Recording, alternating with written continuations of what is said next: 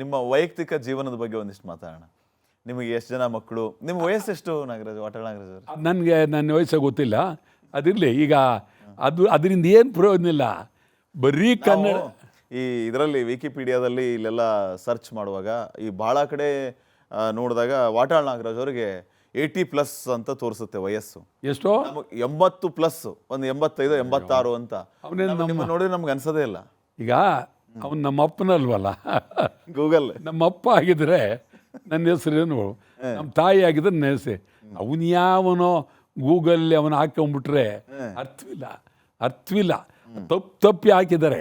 ಆ ಗೂಗಲ್ ಬಂದಿರೋದೆಲ್ಲ ಅವ್ರಿಗೇನೋ ಒಂದು ಸ್ಟೋರಿ ಒಬ್ರದ್ದು ಹಾಕ್ಬಿಡ್ಬೇಕು. ಭಾಳ ತಪ್ಪು ಹಾಕಿದ್ದಾರೆ.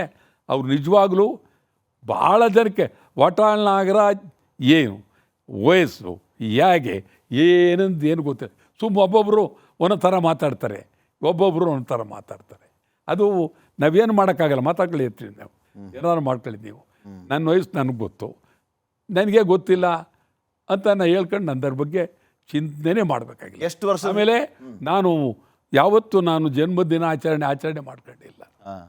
ನಾನು ಮಾಡ್ಕೊಳ್ಳೋದು ಯಾವುದು ಅಂದರೆ, ನನಗೆ 62 ಸೆಪ್ಟೆಂಬರ್ 62ರಲ್ಲಿ ನಾನು ಬೂಟ್ಸ್ ನೈಟ್ ಬಿದ್ದ ದಿನ. ಆ ದಿನವೇ ಅವತ್ತೇ ನೀವು ಬರ್ತ್ಡೇ ಸೆಲೆಬ್ರೇಟ್ ಮಾಡ್ಕೋತೀವಿ? ಅವತ್ತೇ ಮಾಡ್ತೀನಿ. ಬಿದ್ದ ದಿನ ಅವತ್ತೇ. ಯಾವ ದಿನ ಅದು ಬೂಟ್ಸ್ ನೈಟ್ 62 ಸೆಪ್ಟೆಂಬರ್ 7. 62 ಸೆಪ್ಟೆಂಬರ್ 7 ಅದೇ ದಿನ ಬೂಟ್ಸ್ ನೋಡೋದ ದಿನವೇ ನನಗೆ ಜನ್ಮದಿನ ಅಂತ ಅದನ್ನು ಹೇಳ್ಕೊಳ್ತೀನಿ. ಅದು ನಿಜವಾದ ಇದಲ್ಲ, ಬೂಟ್ಸ್ ನೈಟ್ ದಿನಾಚರಣೆ, ಅದೇ ದಿನಾಚರಣೆ. ಗೊತ್ತಾಯ್ತಲ್ಲ? ಎಷ್ಟು ವರ್ಷದ ಹಿಂದೆ ನಿಮಗೆ ಮದುವೆ ಆಗಿತ್ತು?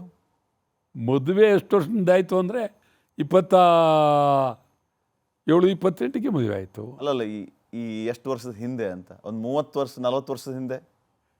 ಹಂಗೇನಿಲ್ಲ. ಈಗ ನನ್ನ ವಯಸ್ಸು 25, 26, 27 ಇದ್ದಾಗ ಆಯಿತು. ನಿಮಗೆ ಅಂದರೆ MLA ಆಗಿದ್ರಿ ಅವಾಗ ಮದುವೆ ಆದಾಗ? MLA ಆಗಿದ್ದೆ. MLA ಆಗಿದೆ. 73ಕ್ಕೂ MLA, 67ಕ್ಕೆ MLA, 73ಕ್ಕೂ MLA. ಮಕ್ಕಳು ಎಷ್ಟು ಜನ ವಾಟಾಳ್ ನಾಗರಾಜ್ ಅವ್ರಿಗೆ? 2. ಏನು ಮಾಡ್ಕೊಂಡಿದ್ದಾರೆ? ಒಬ್ಬ ಮಗ ಮೈಸೂರಲ್ಲಿದ್ದಾನೆ. ಅಲ್ಲಿ ಮೈಸೂರು ಪಕ್ಕದಲ್ಲೇ ನಮ್ಮದು ತೋಟ ಎಲ್ಲ ಇದೆ, ಅಲ್ಲಿ ನೋಡ್ಕೊತಾರೆ. ಒಬ್ಬ ಮಗಳು ಇಲ್ಲೇ ಇದ್ದಾಳೆ. ಮಗ ಇಂಗ್ಲೆಂಡು ಅಲ್ಲೆಲ್ಲ ಓದಿ ಬಂದಿದ್ದಾನೆ. ಮಗಳು ಗಾಲ್ಫ್ ಪ್ಲೇಯರು, ಭಾಳ ಇಡೀ ವರ್ಲ್ಡ್ ಎಲ್ಲ ಪದಕ ಎಲ್ಲ ತಂದು ಕೊಟ್ಟರು ಅಂತ ಕೇಳ್ಬಿಟ್ಟು ನಾವು. ಪದಕ ಎಲ್ಲ ಗೆದ್ದಿದ್ದಾರೆ ಅನ್ನೋಂಥ ವಿಚಾರ ಕೇಳ್ಬೋದು. ಯಾವ್ದು ಹೇಳಿ? ಪ್ರಶಸ್ತಿ ಎಲ್ಲ ಬಂದಿದೆ. ಭಾಳ ಪ್ರಶಸ್ತಿ. ಮನೆ ತುಂಬ ಬರೀ ಅದೇ.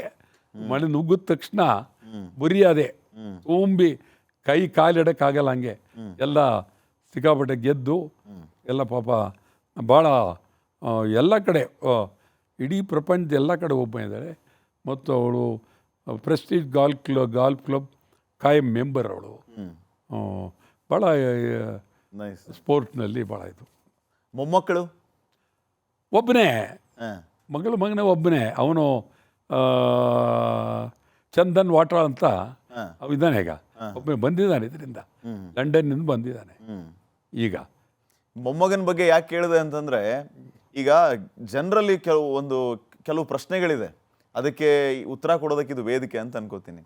ನಿಮ್ಮ ವಿರುದ್ಧ ಕೇಳಿ ಬರುವ ಆರೋಪ ಏನಂತಂದ್ರೆ, ನಮ್ಮ ಕನ್ನಡದ ಕಟ್ಟಾಳು ವಾಟಾಳ್ ನಾಗರಾಜ್ ಅವರು ಕನ್ನಡ ಅಂತ ಇಷ್ಟೆಲ್ಲ ಚಳವಳಿ ಮಾಡ್ತಾರೆ, ಮೊಮ್ಮಕ್ಕಳನ್ನ ಇಂಗ್ಲಿಷ್ ಮೀಡಿಯಂ ಸ್ಕೂಲಲ್ಲಿ ಓದಿಸ್ತಾರೆ ಅಂತ ಒಂದು ಆರೋಪ ಇದೆ. ಅದ್ರ ಬಗ್ಗೆ ಯಾರು ಹೇಳಿದವ್ರು ನಿಮಗೆ? ನನ್ನ ಮಗಳು ಕನ್ನಡದಲ್ಲೇ ಓದದ್ದು, ನನ್ನ ಮಗ ಕನ್ನಡದಲ್ಲೇ ಓದ್ದು, ನನ್ನ ಮಗಳು ಮಹಾರಾಣೀಸ್ ಕಾಲೇಜ್ನಲ್ಲೇ ಓದದ್ದು. ನಾನೇ ಕರ್ಕೊಂಬತ್ತೆ. ಅವನು ಓದಿ ಆಮೇಲೆ ಇದಕ್ಕೆ ಹೋದ. ಇಂಗ್ಲೆಂಡ್ಲಿ ಇನ್ನೇನು ಮಾಡೋಕ್ಕಾಗುತ್ತೆ ಅವನು? ಇಂಗ್ಲೆಂಡ್ಲು ಕನ್ನಡ ಹಿಡ್ಕೊಳ್ಳಿ ಅಂದರೆ ಅವನು ಎಲ್ಲಿ? ಅದರಿಂದ ಮಕ್ಕಳು ನನ್ನ ಮಾತನ್ನು ಕೇಳ್ತಕ್ಕಂಥವ್ರು, ನನ್ನ ಮಾತಿಗೆ ಬೆಲೆ ಕೊಡ್ತಕ್ಕಂಥವ್ರು ನನ್ನ ಮಕ್ಕಳು. ಮತ್ತು ನಾನು ಸೇರಿಸ್ಬೇಕಾದವನು, ನಾನು ಕನ್ನಡಕ್ಕೆ ನನ್ನ ಮಕ್ಕಳು ಸೇರಿಸ್ಬೇಕಾದವನು ನನ್ನ ಜವಾಬ್ದಾರಿ. ನನ್ನಿಬ್ಬರು ಮಕ್ಕಳು ಕನ್ನಡ, ಅದರಲ್ಲೂ ಏನು ಭಾರಿ ಅದ್ಭುತವಾದ ಶಾಲೆ ಇಲ್ಲ, ಸಾಮಾನ್ಯ ಜನರು ಓದೋ ಶಾಲೆಯಲ್ಲೇ ಓದಿದ್ರು. ಮಗಳು ಅಷ್ಟರಲ್ಲೇ ಬುದ್ಧಿವಂತ, ಭಾಳ ತೀರಾ ಅದ್ಭುತವಾದಂಥ ಬುದ್ಧಿವಂತೆ ಆದ್ಲು ಪಾಪ ಅದಿಲ್ಲಿ ಕನ್ನಡ ಅಂತ ನಾನು ಅದನ್ನು ಬಿಟ್ಟು ಅತ್ತಿತ್ತ ಅಳ್ಳಾಡಲಿಲ್ಲ. ತುಂಬಾ ಖುಷಿ ವಿಚಾರ. ಈಗ ಈಗ ಕನ್ನಡದ ಹೋರಾಟಗಳು ಈ ಎಲ್ಲ ವಿಚಾರಗಳ ಬಗ್ಗೆ ನಾವು ಮಾತಾಡ್ತಾ ಇದ್ವಿ. ನಿಮಗೆ ರಾಜ್ಕುಮಾರ್ ಅವ್ರ ಜೊತೆಗಿನ ಒಡನಾಟ ಹೇಗೆ? ಅವರ ಜೊತೆಗಿನ ಒಡನಾಟದ ಬಗ್ಗೆ ಏನಾದರೂ ವಿಚಾರಗಳನ್ನು ಹಂಚ್ಕೋಬಹುದಾ? ರಾಜ್ಕುಮಾರ್ದು ಏನಂತಂದ್ರೆ ಭಾಳ ವರ್ಷದ ಬಾಂಧವ್ಯ. ರಾಜ್ಕುಮಾರ್ಗೂ ನನಗೂ ಭಾಳ ಬಾಂಧವ್ಯ. ಅವರು ನಮ್ಮ ಹತ್ತಿರದ ಇದ್ರೆ ಭಾಳ ಬಾಂಧವ್ಯ. ಅವರು ಸ್ವಲ್ಪ ಹೆಚ್ಚು ಕಡಿಮೆ ಅಲ್ಲೇ ಮದ್ರಾಸ್ಲೇ ಇದ್ದರು. ಅವರೆಲ್ಲ ಮದ್ರಾಸ್ಲೇ ಇದ್ದರು. ನಮ್ಮ ಚಳುವಳಿ ಆರಂಭ ಆದಾಗಲೂ ಮದ್ರಾಸ್ಲೇ ಇದ್ದರು ಅವರು. ಮದ್ರಾಸ್ ಅಲ್ಲೇ ಸಿನಿಮಾ, ಅಲ್ಲೇ ಸ್ವಲ್ಪ ಹೆಚ್ಚು ಕಡಿಮೆ 100ನೇ ಚಿತ್ರ ಆಗೋವರೆಗೂ ಮದ್ರಾಸ್ಲೇ ಇದ್ದರು. ಆಮೇಲೆ ನಾವು ಗಲಾಟೆ ಮಾಡಿ ಬರಬೇಕು ಕರ್ನಾಟಕ ನೀವು ಅಂತ ಹೇಳಿ ಕರೆದಾಗ, ನೀವು ಅಂದ್ರೇನು ಇಡೀ ಚಿತ್ರರಂಗ ಅದೇ ಕರ್ನಾಟಕ ಬರಬೇಕು, ನೀವು ಕರ್ನಾಟಕದಲ್ಲಿ ತೆಗಿಬೇಕು ಅಂಥೇಳಿ ಚಿತ್ರ ತೆಗೆಯೋದಕ್ಕೆ ಅವ್ರಿಗೆ 50,000 ರೂಪಾಯಿ ಸಬ್ಸಿಡಿ ಕೊಡಬೇಕು. ಯಾವುದೇ ಕನ್ನಡ ಚಿತ್ರ ತೆಗೀಲಿ 50,000 ಸಬ್ಸಿಡಿ ಕೊಡಿ ಅಂತ ಹೇಳ್ತವೆ. ನಾನೇ ಮಾಡೋದು ಗಲಾಟೆ ಮಾಡಿ.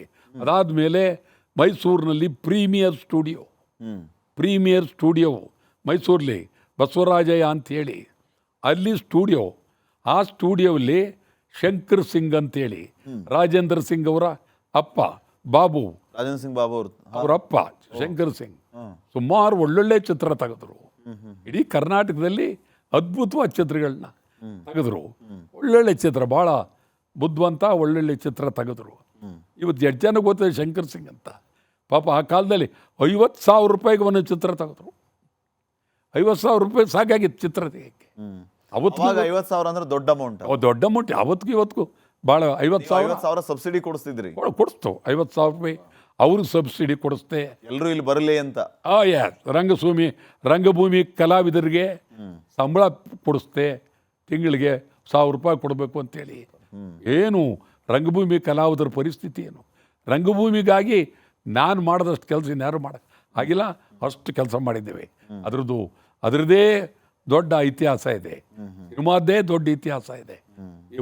ಒಂದೊಂದಲ್ಲ ಮಾಡಿರೋದು ಬೇಕಾದಷ್ಟು ಮಾಡಿದ್ದೇವೆ ನಾವು. ಗೋಕಾಕ್ ಚಳವಳಿಯಲ್ಲೂ ನಿಮ್ಮ ಇನ್ವಾಲ್ವ್ಮೆಂಟ್ ಇತ್ತು ರಾಜ್ಕುಮಾರ್? ಇಲ್ಲ, ಗೋಕಾಕ್ ಚಳುವಳಿಯಲ್ಲಿ ಅದೇನಾಯಿತು ಅಂತಂದರೆ, ಗೋಕಾಕ್ ಚಳುವಳಿಗಿಂತ ಮುಂಚೆ ಕನ್ನಡ ಚಳುವಳಿ, ಗೋಕಾಕ್ ಚಳುವಳಿಗೇನು ಮುಂಚೆ ಕನ್ನಡ ಚಳುವಳಿ.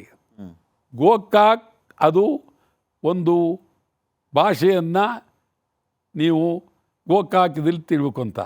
ಆಮೇಲೆ ಅದು ಕೋರ್ಟ್ನಲ್ಲಿ ಹೋಗೇ ಬಿಡ್ತದು.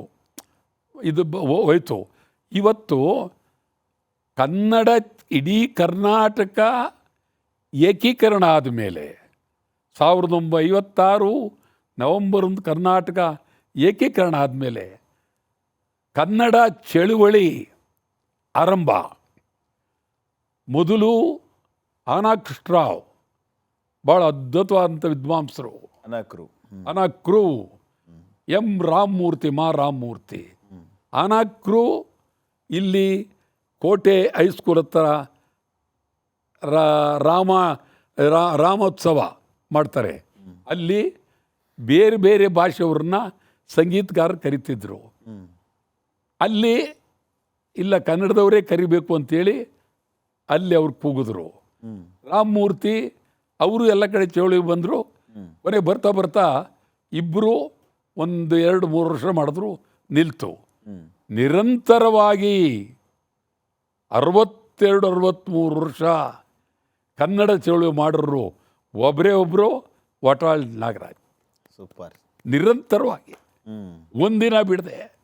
ಮತ್ತು ಕರ್ನಾಟಕ ರಾಜ್ಯೋತ್ಸವವನ್ನು ನಿರಂತರವಾಗಿ, ಕರ್ನಾಟಕ ರಾಜ್ಯೋತ್ಸವ ಏನು 1956 ನವೆಂಬರ್ 1 ಕರ್ನಾಟಕ ಏಕೀಕರಣ. 8 ಜನಕ್ಕೆ ಗೊತ್ತು ಕರ್ನಾಟಕ ಏಕೀಕರಣ ಎಲ್ಲಾಯಿತು ಅಂತೇಳಿ. ಬೆಂಗಳೂರಿನ ಸೆಂಟ್ರಲ್ ಕಾಲೇಜ್ ಮೈದಾನದಲ್ಲಿ ಕರ್ನಾಟಕ ಏಕೀಕರಣ ಆದದ್ದು. ಆವತ್ತು ನಿಜಲಿಂಗಪ್ಪನವರು, ಹನುಮಂತಯ್ಯನವರು, ಜಯಚಾಮರಾಜ ಒಡೆಯರ್, ಕಡಿದಾಳ ಮಂಜಪ್ಪ ಇವರೆಲ್ಲರೂ ಆವತ್ತು ಇದರಲ್ಲಿ. ಪಿ ಕಾಳಿಂಗರಾವ್ ಭಾಳ ಅದ್ಭುತವಾದಂಥ ಹಾಡೋದ್ರಲ್ಲಿ ಭಾಳ ಅದ್ಭುತ. ಅವರು ಆವತ್ತು ಮೊದಲು ಅವರು ಆಕಾಶವಾಣಿಯಲ್ಲಿ ಬರ್ತಾ ಇತ್ತು. ಹ್ಮ್ ಉಯಿಲುಗೋಳ್ ನಾರಾಯಣರದ್ದು ಉದಯವಾಗಲಿ ಉದಯವಾಗಲಿ ಕನ್ನಡ ನಾಡು. ಚೆಲುವ ಕನ್ನಡ ನಾಡು ಅಂತ ಬರ್ತಾ ಇತ್ತು. ಬೆಳಗ್ಗೆ ಎದ್ದರೆ ಆಕಾಶವಾಣಿ ಬರ್ತಿತ್ತು. ನಿಮಗಿಂತ ಮುಂಚೆ ಆಯ್ತಲ್ಲ, ಉದಯವಾಗಲಿ ಚೆಲುವ ಕನ್ನಡ ನಾಡು. ಅಲ್ಲಿ ಉದಯವಾಯಿತು ಚೆಲುವ ಕನ್ನಡ ನಾಡು ಹಾಡಿದ್ರು ಪಿ ಕಾಳಿಂಗರಾವ್ 56ರಿಂದ. 56 ಆದಮೇಲೆ ಇದು ಮೈಸೂರು ಅಂತಲೇ ಇತ್ತು. ಹ್ಮ್ ಮೈಸೂರು ಮೈಸೂರು ಮೈಸೂರು ವಿಶಾಲ ಮೈಸೂರು ಮೈಸೂರು ಮೈಸೂರು. ಆವತ್ತೇ ನಾನು ಕರ್ನಾಟಕ ರಾಜ್ಯೋತ್ಸವ ಅವತ್ತೇ, ಯಾರೂ ಇದು ಮಾಡಿರಲಿಲ್ಲ. ಹ್ಮ್ ಕರ್ನಾಟಕ ರಾಜ್ಯೋತ್ಸವ ಮೊಟ್ಟ ಮೊದಲು ಕರ್ನಾಟಕದ ಹೆಸರಿನಲ್ಲಿ ರಾಜ್ಯೋತ್ಸವ ಅಂತ ಹೆಸರಿಟ್ಟು ಮಾಡಿದವರು ವಾಟಾಳ್ ನಾಗರಾಜ್. ಇಡೀ ಕರ್ನಾಟಕದಲ್ಲೇ ವಾಹನಕ್ಕೆ, ಕಾರ್ಗೆ ಮೊದಲನೇ ಕನ್ನಡ ನಂಬರ್ ಕೊಟ್ಟರು ವಾಟಾಳ್ ನಾಗರಾಜ್.